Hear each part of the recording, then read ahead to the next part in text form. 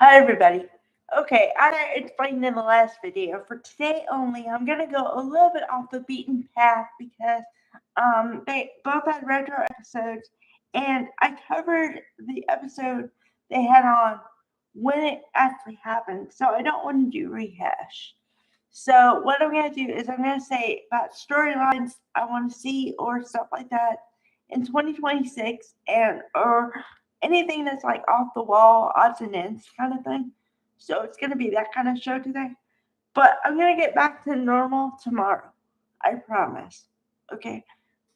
Okay. Now the reason I said keep going is because I like the way the storylines are moving now on Bone the Beautiful because we finally have a fight on our hands. And okay, disclaimer. I feel like I need two disclaimers. One, I am not a violent person. Number two, um, I usually would say, well, don't get to the worst conclusion first and that kind of stuff.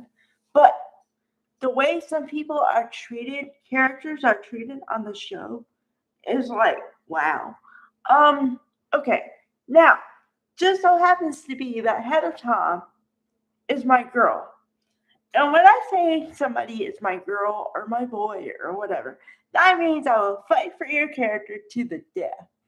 Okay? I will give you all the excuses in the world. I'll try to look at every angle for your character. That's what I mean. Okay, now keep that in mind. For 2025, they have treated Katie like crap. She's been working her ass off for this company, supporting her friends, supporting her family, doing all the work, giving them the best ad campaigns, the best marketing. And what do? Treat her like crap. So finally, um, they actually gave Katie a couple wins back to back. Um, okay, so I know I gave a lot of flag on the day of the wedding of Bill and Katie. Now, to clarify, the reason I gave so much flag was because of the way they did it. Because it was really supposed to be helping Liam's wedding, and then they just threw in Katie and Bill's wedding. And I felt like they were being shortchanged and, not really celebrated the way they should have. Although I guess if you go on the thinking that they had already been married before, I guess you would say that they don't need all the hoopla of a wedding. So I don't know. But and also I guess she was in blue. So it wasn't that bad. And I mean it was beautiful. I got no complaints about the decor or anything like that. I'm just saying that, you know. Okay. So they give her a wedding to Bill. And also, I have to say this before I say anything else. The reason I'm okay with the wedding at this point, or at that point, was because they had been building up to a reconciliation the whole time. So I kind of wanted it, but I didn't want the way they did it in the first place because he was talking like, my Katie, and you should be with me. And I was like, okay, well, what about her choice? You know? So that's the problem I had with it. Okay. So then they give her a wedding, and then as the wedding gift, he says, I give you a fashion house. I'm going to give you a fashion house. I was like, wow. Okay, Katie is going to have her own, like, whole thing. Yay. Okay, cool. And then, as an arm off of that, I was like, okay, if she's going to have her own thing, then she can hire whoever she wants.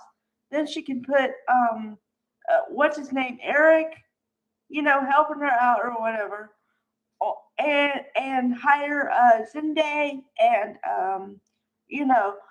or Thomas. No, not Thomas, because Zende and Thomas are together. But Deke and all the other people that they don't really use, she can hire them, and she'll stick with them. So um, that's cool. Okay. And then so when she started fighting because of the name and her sister, which is her sister, her blood sister, said, well, you have no experience. And I know you've worked like around it, but you don't actually have experience in it. And I think you're going to fail. Really? Okay. Me, the nonviolent person, would have slapped Brooke across the face. I I would say, I thought you were supposed to be my sister, which means I thought you were supposed to support me. And this is what you call support? Seriously? Wow. Okay. Yeah.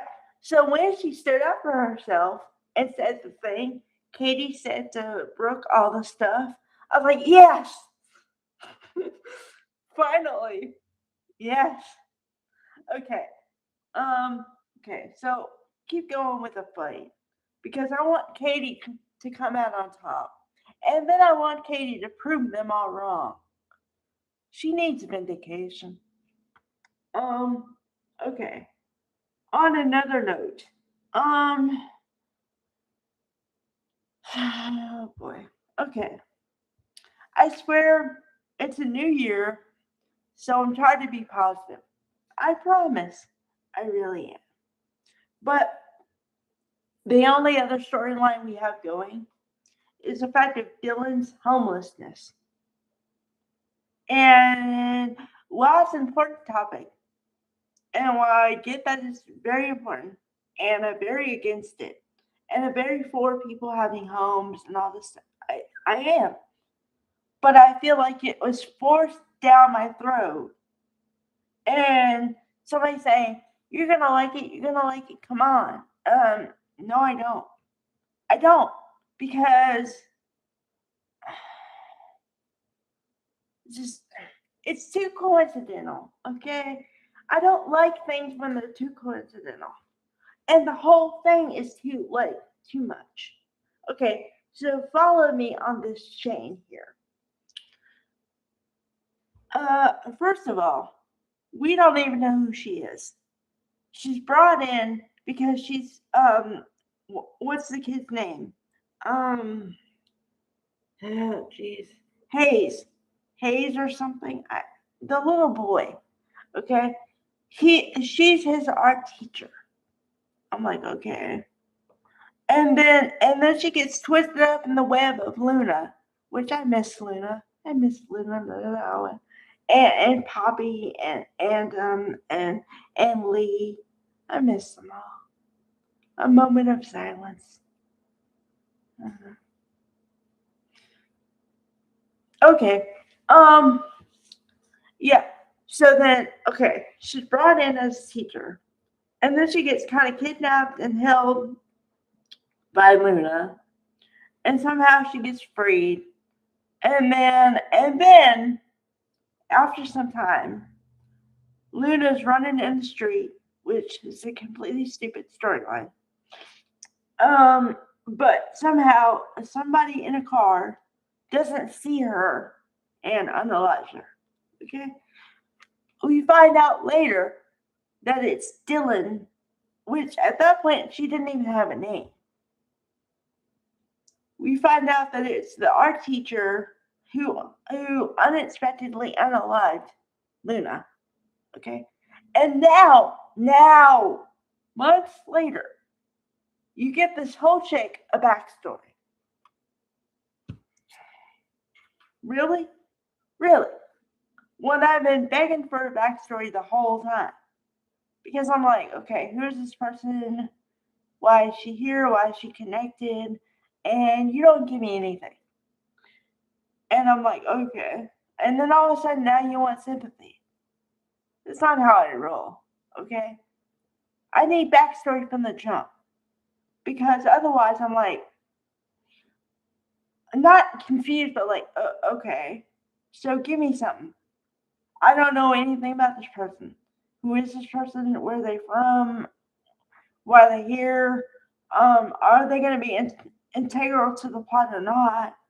And if they're not, get rid of them. Because why do you have people on screen that doesn't mean anything to anybody? I don't get it. You know.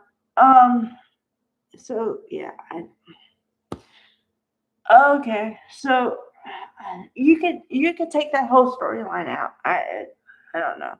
Because what? Are you gonna have? Okay. I okay. Ladies and gentlemen, you're getting into how my brain works again. Okay. Because usually when you have a character on the screen, I either need to know who they are, how they're connected, or how you plan on using them. I don't know how you plan on using her because, okay, she can't be his art teacher forever. Now she's the unaliver of Luna, but there are going to be no consequences for her as as of yet because I have seen nothing, because I see no remorse from her, or like it's too much, and it gets into the territory of the lady that does protest too much, and then I start to not believe you at all. Okay, so we're getting into that territory, and then you give her the homeless storyline, and where she's too damn helpful with everybody. She's like, "Oh God, thank you so much." Okay, you say thank you one time, and then you just roll with it.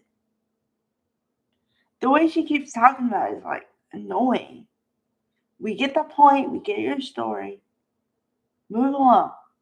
And then it's like, what? Are you planning on doing a love triangle with her and Electra and Will? Which Will and Electra are supposed to be in game if you believe in love at first sight and the whole thing. So why are you going to throw a wrench in that? I don't get it, man. I don't get it. And also, goes back to what I was talking about in my last video about you already gave these problems, this couple, too many problems, okay, from jump. So don't do it anymore. So therefore, you don't need the other girl. You don't need her. You don't need her. I'm sorry, sweetheart, but you don't. And you don't need Daphne. Okay, you don't need Dylan and you don't need Daphne. You never needed Daphne. Ever. Because another one of the people that made no sense.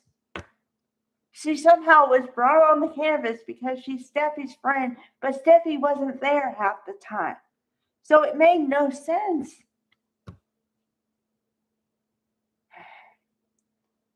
All right. So that's what I would do for 2026. For bold, keep going, but maybe ask some people. Just saying. Because the more you try to get me to like her, the more I don't. Sorry, sweetheart. Bye, everybody.